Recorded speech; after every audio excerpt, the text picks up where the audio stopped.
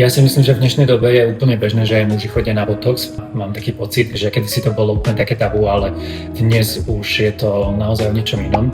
A myslím si, že by sa nemali báť, respektíve nemajú sa čoho bať. Ja osobne napríklad, ale je pravda, že takisto som sa bál prvej teda konzultácie, prvej návštevy, pretože ja osobne mám strach z ihiel, ale prekonal som to a naozaj som zistil, že v podstate nie je to nič katastrofálne, je to úplne v poriadku.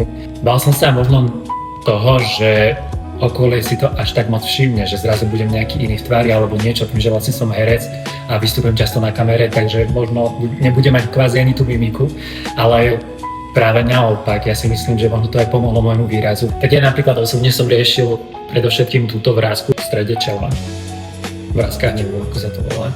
A rozhodol som sa preto, pretože mi to časom začalo ako keby vadiť, že stále som sa mráčil a pritom som ani možno nebol zamračený, že som sa na nikoho hneval, ale vyslovene som nebol takýto až takto namračený.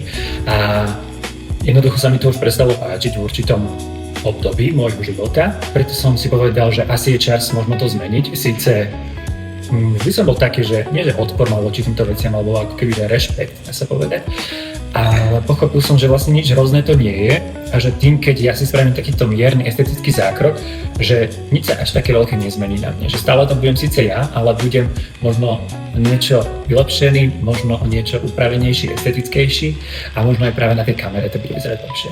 Bol som na otváračke estetickej kliniky a už vtedy ma vlastne zaujal priestor. Bolo to tu veľmi pekné, čisté, moderné, avšak stále aj je. A moja prvá návšteva tu bola predovšetkým u kozmetičky, kedy som vlastne išiel na mezoterapiu.